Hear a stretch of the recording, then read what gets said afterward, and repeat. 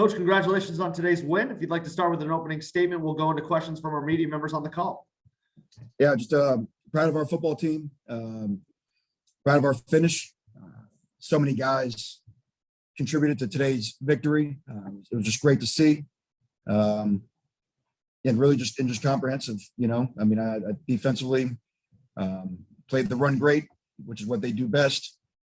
Offensively, what can you say about, again, Van Dyke and to see Hartley and Rambo set records that have stood for a long time and probably will stand for a long time. It's just great testament to everything we're doing on offensively, and got to give the offensive line credit. Blocking Tyler, had all day back there a bunch of times, and just like I said, I'm just really happy for the effort that our guys came out with today. And again, it's as a coach, see it 12 weeks out of 12, guys bringing it, playing for each other. A lot of love in that locker room right now. It's a great scene for who we are, celebrating who we are as a team. So with that, I'll open up with questions. Thank you, Coach. Coach, we're going to start with Manny Navarro from The Athletic. Manny, go ahead. Hey, Coach, congrats on the victory.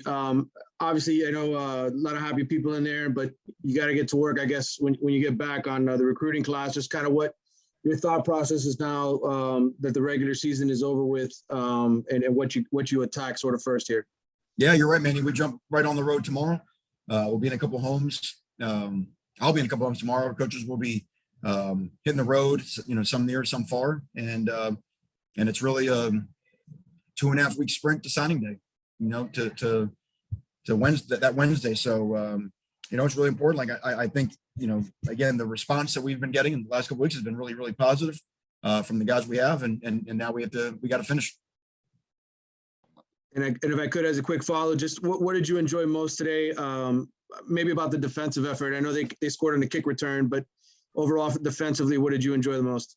It just felt like up front we really got after them. They're good at running the football, and obviously Durant, set the record today and has been one of the top 10 running backs in rush yards all season. So they were a real threat and a real challenge. And it just felt like once we kind of got dialed in after that first series, they struggled to get something. It felt like to get back to the line of scrimmage. And so again, I think our front four, I thought the linebackers all played very well. Great to see a guy like Chase Smith pop through there on a fourth down stop. Fourth down was a crazy thing today. We stopped 3 and we converted 3. So just that's why, to me, it's just so many guys contributing. That's the part that just made today a lot of fun to watch. Coach, we'll go next to Gary Furman from Kane Sport. Gary, go ahead. Hey, Manny, how are you? Congratulations on the win today. Thank you, Gary. Obviously, what all the talk and speculation that's been going on behind the scenes wasn't. You weren't in the bubble the last week and a half, and I know a lot of it has filtered to you. Now that the season is over, can you talk a little candidly about what has or what has not been said to you and the outlook from here on out in terms of the future? Gary, all I know is that every week we've been on a 1 week mission, and the mission this week was to beat Duke. And what I'm proud of is I'm proud of those guys in that locker room. I'm proud of how all in they are for this program. To do what they've been able to do and finish the year the way we've been able to finish. You look at the young guys out on that field making plays today, and there's a hunger. They know that this is not the end. This is the beginning. It's about to get really, really good, and they sense that. They know the mistakes that we've made this year. We all own it. But to look at the adversity that we've looked at in the eye every week, and for these guys to never flinch and week after week to bring it, they are all in. They're invested in this program. They want to fight for each other, and there's a hunger that they have right now that we just talked about that's going to last throughout this entire off season. So, like I said, to me, if it's about the guys in that locker room, and they'd have a chance. If they weren't all in, you would see it with how they play, and that's not the case. This team is united. This team will fight for each other, and they're unique because it's hard to find a group of guys with the negativity or whatever it is that you mentioned that don't flinch. And they've been unwavering in their effort. They've been unwavering in their attitude. And that just to me means that the foundation is set. You see the young talent start to grow, and they're learning and they're getting experience. And the hunger that those guys have now, you talk to them individually one-on-one, it's real. And they're ready to do special things. Have you definitively been told that you will be back? That's not, no, because all I've been told is, hey, let's go win a football game. That's it. That's all I've been focusing on, Gary. That's the thing that matters right now. Everything else has been out of my control, so it wasn't really worth worrying about. And I think that's the whole point of why the team has been able to finish the way that we've been able to finish. We've been able to identify every week what is in front of us right now. Where are our feet at, and let's win where our feet are at. And like I said, I think that's why they've shown the resiliency, and the mental toughness to be able to win 5 out of 6 and turn 2-4 to 7-5. We're not happy with 7-5, but for where we were and where we're going, I think everybody understands that this is, the way we finish is beyond putting a number up for this year. And we're not done yet. We have a bowl game. We got to go win. But this is for the future. And if you can't see what the future looks like out on that field today, I mean, it's screaming at you. Thank you. Coach, we'll go next to Tim Reynolds from the Associated Press. Tim, go ahead. Manny, I would never try to get you with a gotcha question. So in full disclosure, knowing that nothing has been announced, can you speak to what Rhett Lashley has meant to you and his program the last couple of years? Well, what we have is we have a system. We have an offensive system at Miami, which I think, you see the records that were set. We've talked forever about bringing the spread to Miami, and it's here. And I think you see the results. Van Dyke in the 300-yard passing games. You know what I mean? It's almost becoming expected, and it shouldn't be expected with a freshman quarterback. I think the things that Tyler has been able to do this year make something look easy that's not easy to do. And that's where we want our program to be. I think it's great to recruit quarterbacks too. I mean, just look at what our quarterback room. It's funny. I think about when I was sitting here 2 years ago, and where this program was in 2019, where our quarterback room was. It was a big fixer upper. And I think Rhett Lashley's got a great hand, and first bringing Derek King here, bringing a system that quarterbacks want to play in. We think we've got a quarterback room that is. We wouldn't trade with any other one in the country, and the way we're recruiting quarterbacks down the line, we're very excited about the guys that are still to join our program. So if you got a quarterback, you have a chance. And a big key to that is you got to have a system that they want to come play in. I think we have that now. That is the Miami system of offense. That's what we will be. And then the last thing I'll just say is that Rhett Lashley's a phenomenal person to have on your staff, and Rhett's a great person. And like I said, he's been great to help be a part of transforming this football program. Manny, a quick follow. I know you said you have some home visits tomorrow, and I imagine that continues throughout the week or whatever is allowed under recruiting rules.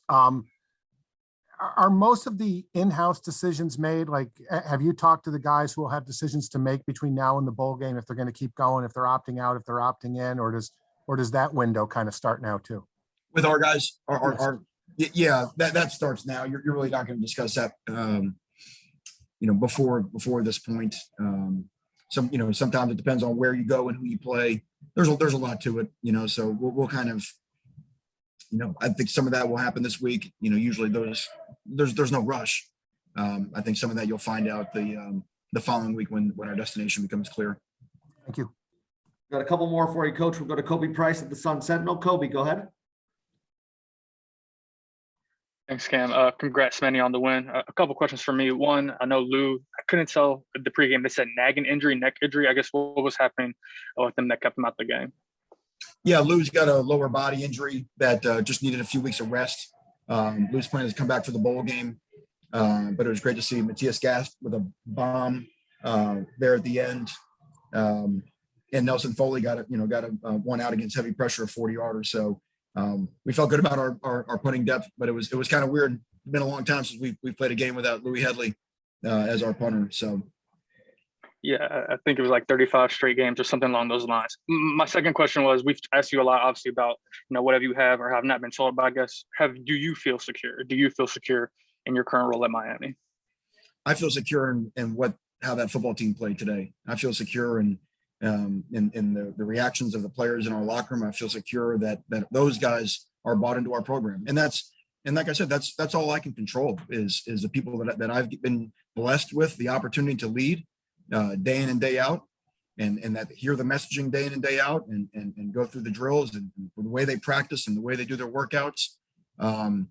You know, and that's been our circle. You know, if we would have thought about other things, this would have fallen apart in a way that you see in other places around the country. So I'm just, like I said, I'm pleased by the vote of the guys in that locker room. You can see the genuine joy for each other, the way that they love playing. You know, it was a difficult environment today. There's not a lot of energy in that stadium. The way that we brought energy, the way that we competed, guys, and you see at the end of the game when younger, I mean, you see the young guys rooting for the young guys in the game. We got some walk-ons in there at the end. There was a lot of love on that sideline today, and a lot of love in that locker room after the game. Coach, last question for you will come from Susan Miller-Degnan. Susan, go ahead. Hey, Manny. Congratulations. Exciting game. Tyler Van Dyke, I mean, you talked about him a little bit.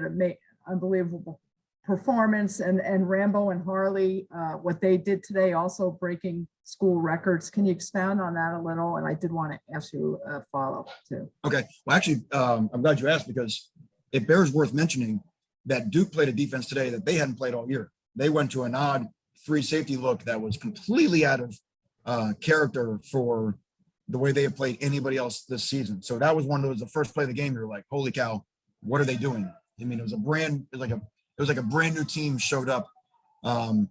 So that's why I mentioned earlier about making things that look easy that aren't easy to do. I mean, for a guy like Tyler Van Dyke, if you spend all your weekend film study, all your weekend prepared on, okay, here's their cover 4 look, here's their cover 1 look, here's, you know, their blitzes and whatnot. And for them to show up in a completely different structure, that's, you know, and to still go for 381 and 3 touchdowns against no interceptions, that is special now. I mean, that's really special. And what it shows is that the respect that people have for Tyler and Harley and Rambo and the explosive nature. And obviously, I think Duke was trying as much as possible, try to keep the ball in front, to keep our explosive nature and make us drive the ball, which we were able to do. We kicked a few field goals where, you know, we would have preferred to have some touchdowns. But again, I mean, just to be able to adjust on the fly and be able to have the answers, and Tyler to know where to go with the ball, because he was having to go through his progressions. There wasn't a tip or a tell by what they're doing coverage wise, because they had all these DBs running around all over the place and you couldn't really tell. So very impressive for those guys. But then when you have guys like Harley and Rambo, I mean, you want to talk about they combined for however many catches today, 30, holy cow. No, 30 targets, 21 catches. I don't know how many of those catches were like highlight catches. I mean, Mike makes a great sliding catch on a 4th down. Rambo, I mean, the one in the corner of the end zone on the fade, I mean, that's like absurd. And I think he had another one that was just crazy. I mean, I keep saying it all year. Charleston Rambo is all ACC, if not all American candidate. I mean, what a year he's had. And you know, when he kind of got his feet wet in September and getting comfortable with what we're doing offensively and sort of Coach Likens, you know, teaching, I mean, his emergence changed our offense. And now when you see young guys like Keyshawn Smith and Jacoby George and Rashard and Romello being able to come up behind guys like Rambo and Harley, that's a transformed wide receiver room, like it's a transformed quarterback room. And like I said, these guys are going to be fun to watch for years to come. And thanks, Manny. And also Tyreek Stevenson, I know he was sidelined, I guess, with an injury, and Jake Garcia was here and he looked like he wasn't wearing a boot today. Might Jake be back for a bowl game, and what's Tyreek's status? Yeah, Tyreek, the shoulder that knocked him out of the game last week just wasn't well enough to be able to get into the game, you know, today. So you know, we were missing him. We were missing John Ford with an ankle. That's the same thing. It's just, you know, he might have been 2 more days away. So we missed John. Obviously, we're missing James. Jake is out of the boot, like you said. I don't, you know, the bowl game, I'm not sure. We'll have to see when that bowl game is, and if it'd be safe for him to sort of get back into, you know, drops and the type of things you need to go play quarterback. So, but we want Jake to travel, because we just want Jake to go through the meetings, go through the preparation, and prepare himself like he's a starter. You know, so that again, he can understand the experience of going on the road, you know, knowing where these hotels are. And I know it sounds crazy, but there's a familiarity when you're on the road in the ACC and getting to see all these places, where the play clock is, stuff like that. It'll help him down the road as well. Manny, well, one more thing. Do you know when they start practicing for a bowl game? Because When we'll start bowl practice. Yeah, because I figure they have finals and things like that. Yeah, we have a week of school coming up now. We got to finish strong. We'll lift weights 3 times this week.